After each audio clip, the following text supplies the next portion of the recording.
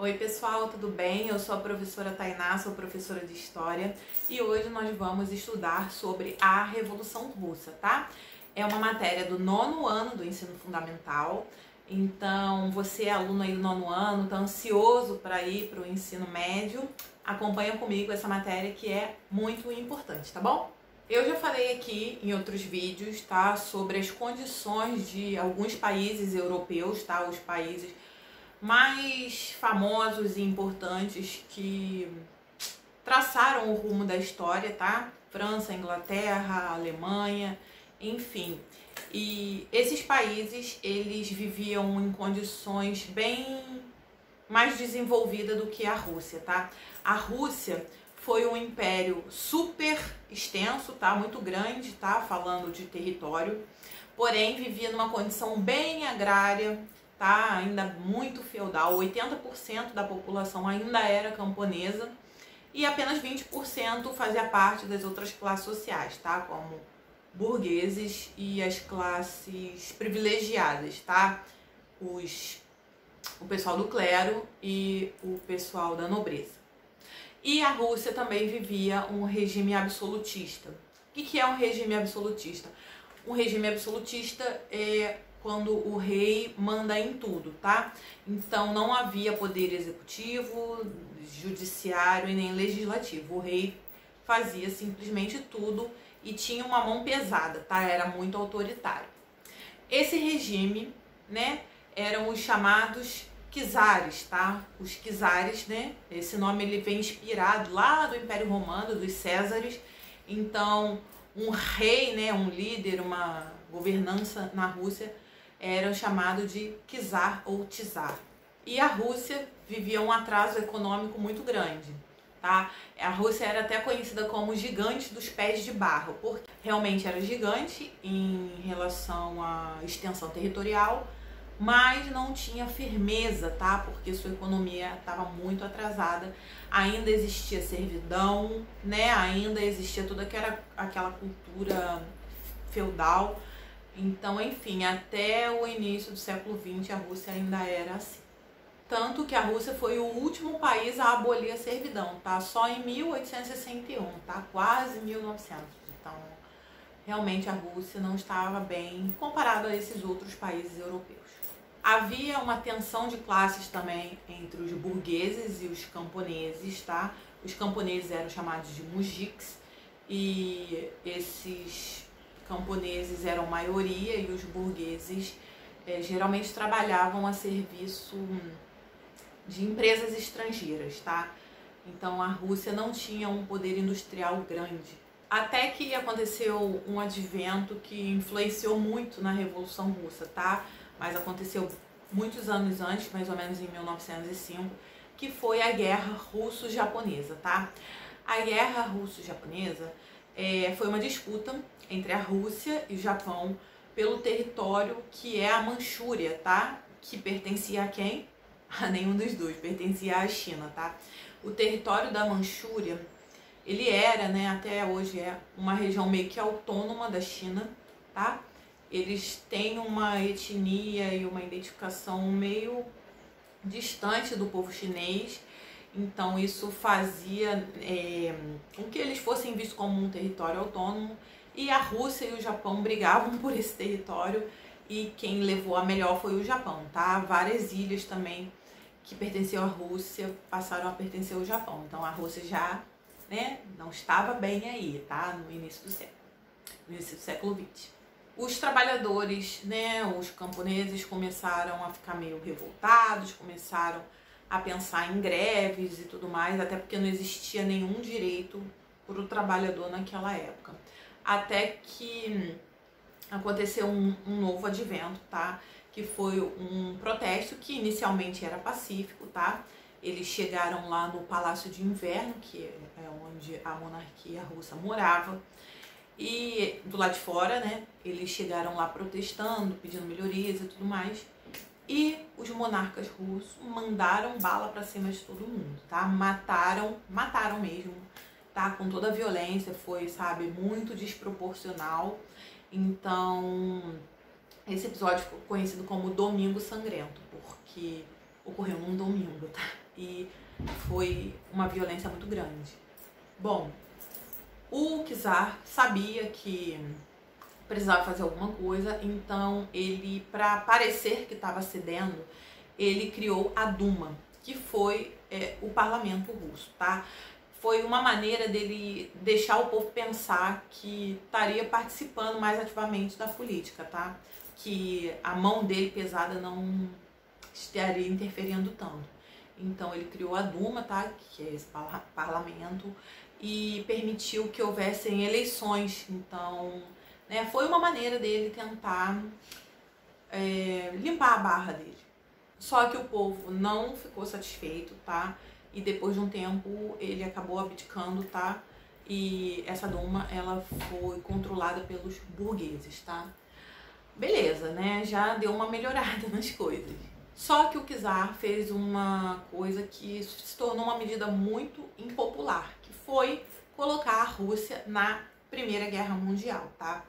Eu já falei no vídeo de Primeira Guerra Mundial que a Rússia esteve ao lado da Tríplice Entente, tá? Que era França e Inglaterra, porém a Rússia estava muito despreparada, tá? A Rússia foi atacada pela Alemanha, sendo que a Alemanha viveu uma revolução industrial de um modo que estava super bem preparada militarmente, né? Com metralhadoras, tanques e outras tecnologias, tá?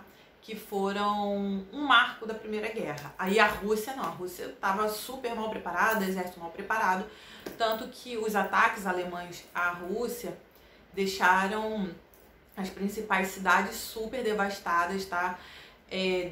Gerou uma crise econômica muito grande, porque a produção de alimentos não foi suficiente para alimentar toda a população, enfim, a população se ferrou.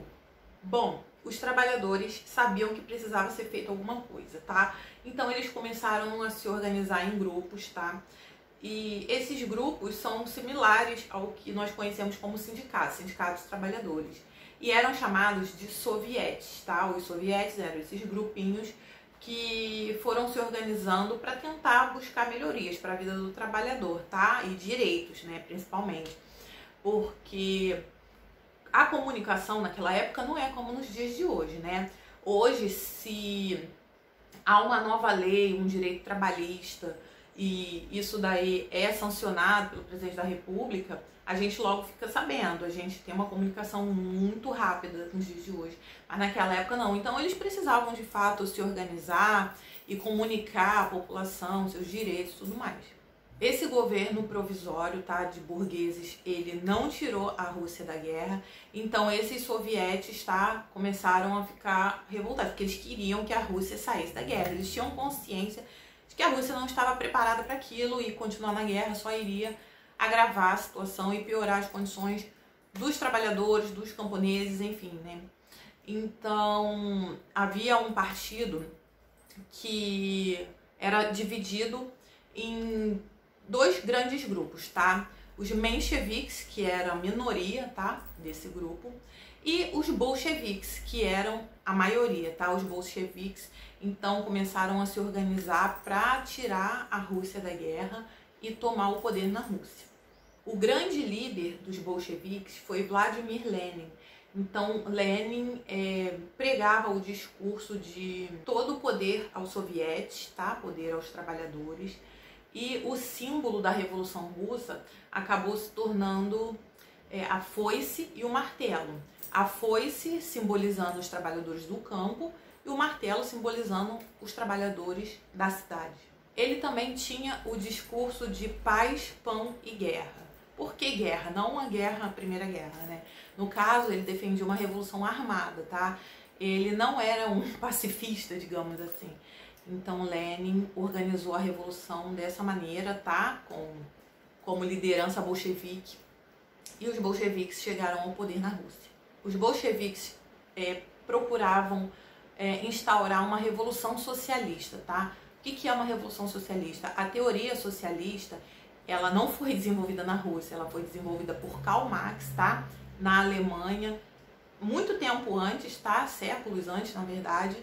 E ela pregava o fim da propriedade privada. No caso, as empresas particulares, elas seriam estatizadas, elas seriam consideradas propriedade do governo e seus líderes, né, seus donos seriam os próprios trabalhadores, tá? A Revolução Socialista, ela buscava o fim do lucro e o poder na mão, né, dos trabalhadores, do proletariado. Até que em outubro de 1917, os soviéticos, né, e os bolcheviques, eles chegam ao poder, tiram a Rússia da guerra e logo no início de seu governo há uma melhoria para a população russa mais pobre. Coisas como, por exemplo, o direito das mulheres. O direito das mulheres se desenvolve de uma maneira muito forte, muito grande, tanto que ocorre até a eleição de uma mulher como ministra de Estado. No caso, seria a primeira mulher ministra de Estado. Outras melhorias como reforma agrária, tá? O governo russo ele começa a dividir terras para que as pessoas usufruam melhor, tá? Os camponeses usufruam melhor, até porque antes as terras estavam muito concentradas nas mãos da igreja e o governo russo confisca essas terras. Há a estatização das empresas particulares também, enfim.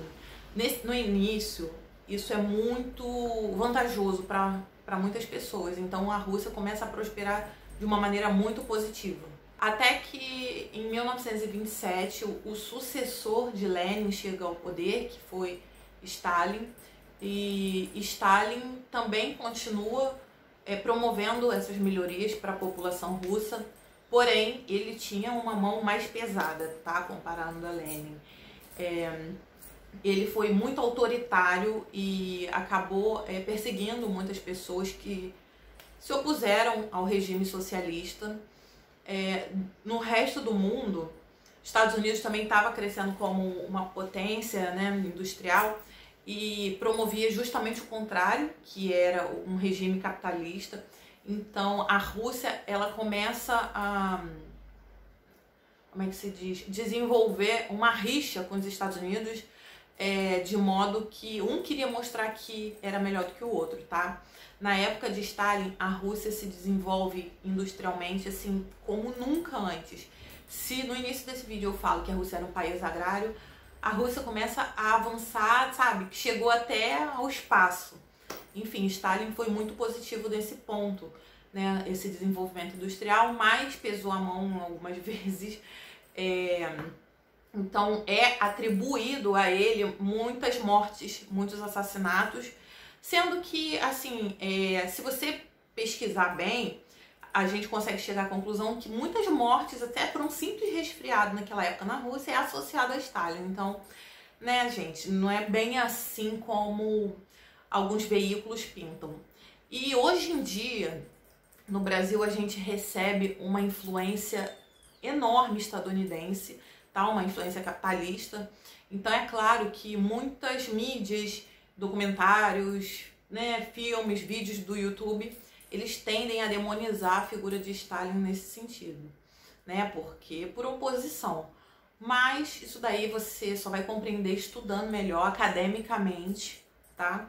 Enfim. Então, gente, essa foi a aula sobre Revolução Russa. Espero que tenham gostado, tá? Espero que tenham anotado aí os detalhes para vocês tirarem dúvidas quando quiserem.